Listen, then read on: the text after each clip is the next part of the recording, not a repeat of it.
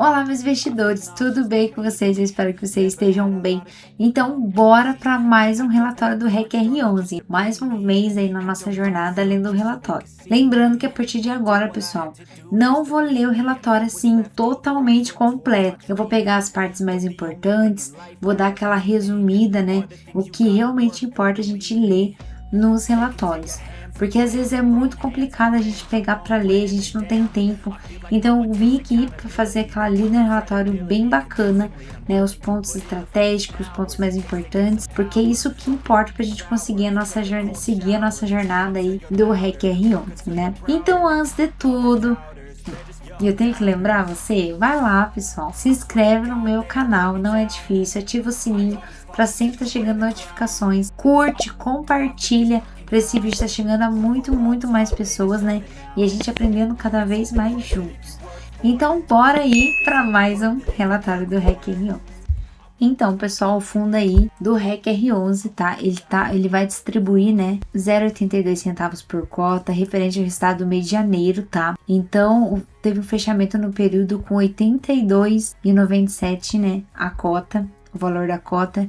O dividend yield mensal, tá, do fundo é de 0,99%, tá? O que representa aí um yield, tá, anualizado de 11,97%, tá? Então é isento do imposto de renda, tá? Então isso que é importante. Então o fundo, pessoal, ele tá com o yield mensal atrativo, o fundo mantém a constância de pagamentos todos os meses, então segue aí forte na geração de renda, tá? Então isso que importa.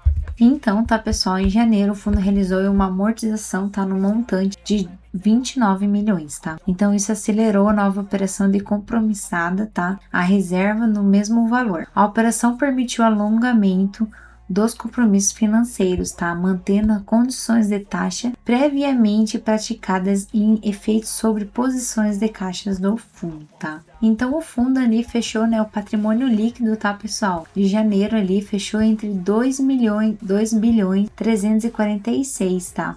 2 bilhões 346, tá? Teve bastante ali alocações, ativos, tá? Então, tá bem diversificado o fundo. A gente sabe que a maioria do fundo é CRI, tá? Mas ele tá aí em evolução, em diversificação o fundo. Então, tá bem bacana ali o REC R11. Tá um fundo não só em CRI, tá meio que se equilibrando ali, né? Mas a gente sabe que é um fundo de risco. Por mais que tá ali tendo diversificação ainda no fundo, a gente sabe que 91% é CRI. Então, a gente sempre tem que ficar atento nisso, mas não é um fundo ruim.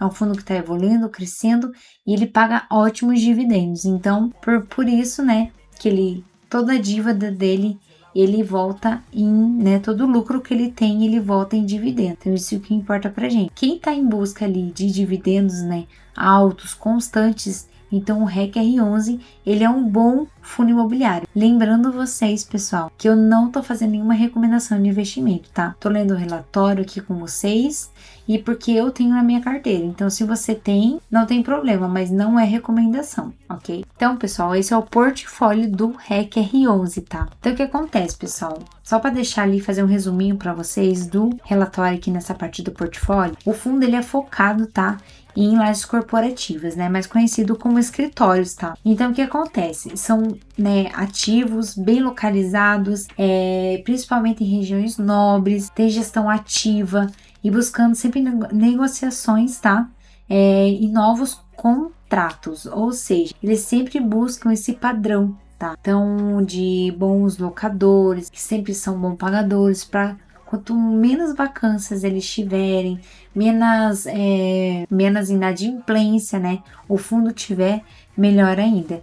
Então ele tem uma carteira ali, um portfólio de qualidade, né, mas setor de escritório ainda exige atenção, ou seja, por mais que, lembrando que eu falei para vocês ali no comentário anterior, a gente sabe que 91% é CRI, então isso todo mês a gente tem que realmente, né, bater o pontinho ali de ler relatório, porque é muito importante a gente poder acompanhar o fundo, tá? Então, pessoal, esses foram, né, seus portfólios. Quem quiser dar uma olhada ali, você consegue ver certinho ali.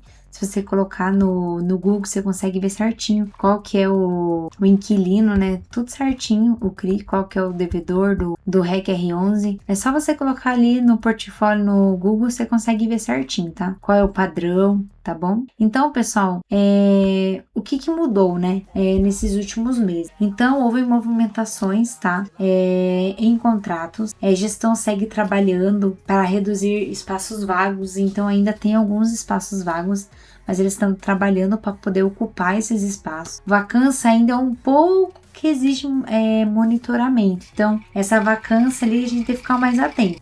Então, essa vacância a gente tem que ficar um pouco mais atento, tá? Então, comparado, tá, aos meses anteriores, o fundo continua no processo de estabilização de carteira. Então, ele está estabilizando a carteira, né? A gente consegue ver ali a estabilização da carteira, né?